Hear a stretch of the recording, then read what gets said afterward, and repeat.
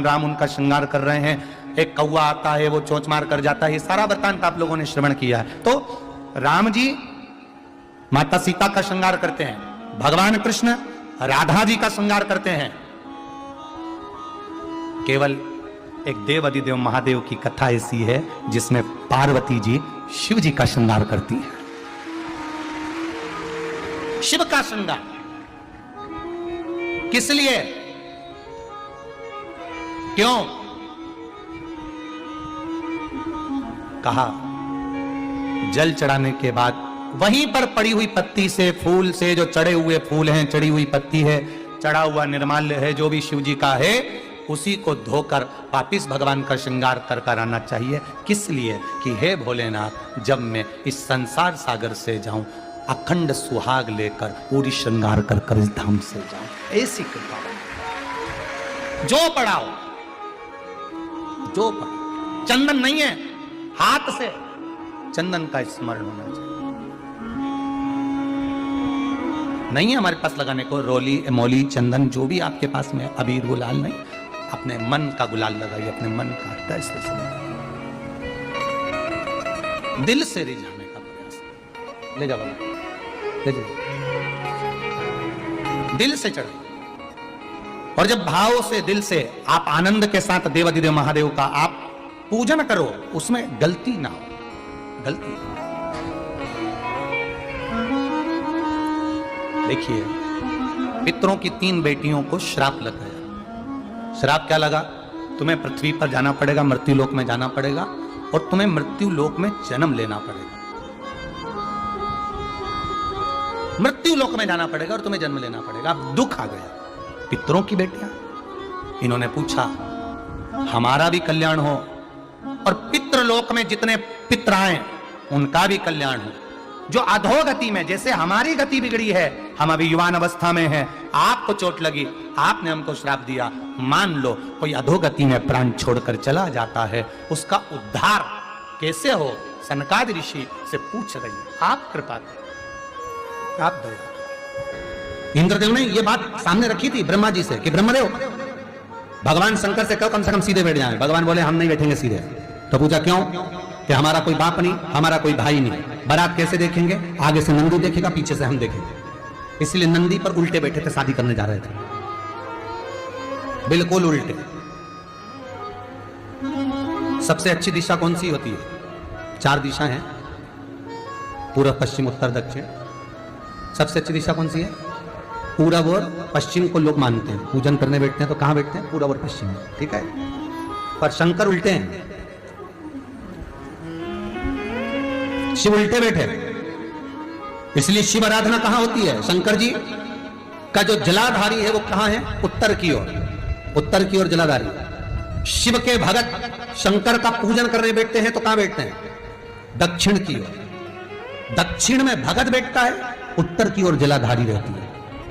महाराज देखिए कितनी विचित्र लीला है। पंडित जी आपको पूजन करने बिठाएंगे तो कहेंगे पूरा पश्चिम में बैठो, पंडित जी अगर बिठाएंगे तो कहेंगे पूरा पश्चिम में बैठो। पर शंकर का अनुमोदन करने वाला, शिव का स्मरण करने वाला, शंकर की पूजन करने वाला, शंकर को जल चढ़ाने वाला, अगर वो पूरब में बैठकर चढ़ा रहा है, पश्चिम में बैठकर चढ़ा रहा है, उत्तर में बैठकर चढ़ा रहा है, उसका फल मात्र 25% है। और शंकर को अगर दक्षिण में बैठकर उत्तर की ओर मुख कर जल चढ़ा रहा है तो उसका पुण्य 1000% है। महाराज उसका पुण्य आनंद में प्राप्त हो जाता है, उसको कम नहीं हो सकता, वो बढ़ता, उसमें कमता नहीं रहता। एक प्रैक्टिकल करके देखना, छोटा सा प्रैक्टिकल, छोटा सा है। मान लो किसी व्यक्ति को बहुत तेज बुखार आ रहा है, ठीक है, बहुत तेज बुखार है। कोई बच्चा है, कोई बड़ा है, उसको बहुत तेज बुखार आ रहा है, बहुत तेज।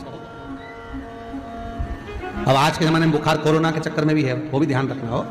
पर मान लो किसी व्यक्ति को बुखार बहुत तेज आ रहा है और बच्चा तब भी बहुत रहा है। 1 लोटा पानी महाराज लेकर जाइए, उल्टे हाथ में उस कलश को रखिएगा, सीधे हाथ से उस कलश के ऊपर हाथ रखकर लेकर ऐसे कैसे ही मंदिर में चले जाओ शंकर जी के। दक्षिण की ओर खड़े हो, उत्तर की ओर मुख करो, एक पात्र भी लेकर जाओ, उस पात्र को जहां से पानी गिरता है वहां रख दीजिए और उस पानी को शंकर जी को चढ़ा दीजिए। उस पानी को लेकर जाओ, एक बाल्टी में डाल दो, दूसरा पानी उसमें भर लो, जिस व्यक्ति को बुखार आ रहा है उसको स्नान करा दो। 15 से 20 मिनट के बाद में, 20 मिनट भी जान दो, अगर आपको लगता है कि शरीर ठंडा हो गया, और आधे घंटे बाद उसको फिर आप टेम्परेचर नापेंगे, बुखार धीरे धीरे समाप्ति की ओर आ जाएगा, बुखार टिकेगा नहीं उसके शरीर।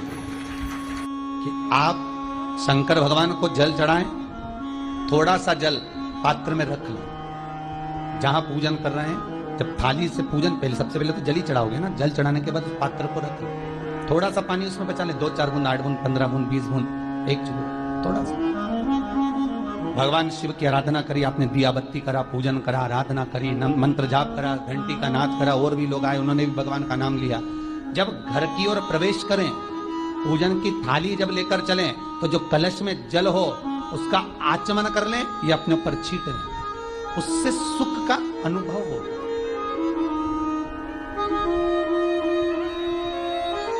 स्कंद पुराण कहती है मनुष्य के जीवन के दुख को समाप्त करने में जल की परिभाषा प्रबल है। फिर निवेदन करूंगा, कहीं जाकर मत रोइए, कहीं जाकर मत कहिए कि आपको तकलीफ क्या है, ना रिश्तेदारों से, ना नातेदारों से, ना कुटुंब से, ना कबीले से, ना अपनों से, किसी से नहीं कहना कि दुख क्या है।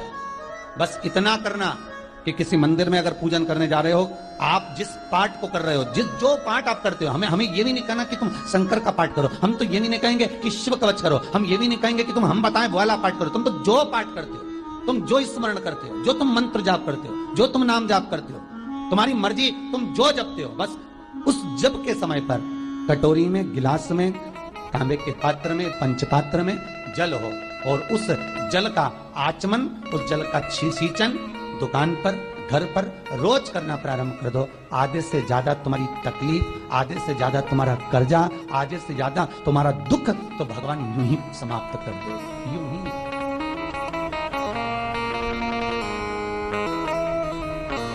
हम जल कौन सा सींचते हैं भगवान, अपनी दुकान पर पानी कौन सा छोड़ते हैं, अपने घर पर जल कौन सा सींचते हैं, जब मटके में से भर कर लिया है, कुंड में से भर कर लिया है, आपने घर में नल में से भर कर लिया है, और वो पानी लाने के बाद में अपन सब दूर छीट दिया। अपन वो वाला पानी कभी नहीं छीटते जो रखा है, जो आराधना के लिए रखा है, साधना के लिए रखा है,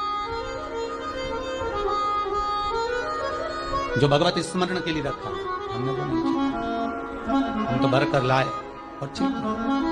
अरे भाई बहुत दुख है, बहुत तकलीफ है, बहुत कष्ट है, कहीं मत भटको, जिससे तुम्हारी अच्छी पटे उसका स्मरण कर कर, उसका भजन कर कर, उसका कीर्तन कर कर, उसका नाम जाप कर कर। हम तो ये भी कहते हैं कि तुम जो भजन कर सकते हो, तुम जो स्मरण कर सकते हो, तुम्हारी चित्तवृत्ति में जो अच्छा हो तुम वो करना, हम भी बताएं तो भी मत करना, तुम्हें अच्छा लगे तो करो, नहीं लगे तो तुम जो कर रहे हो बहुत अच्छा करो, तुम उसको जो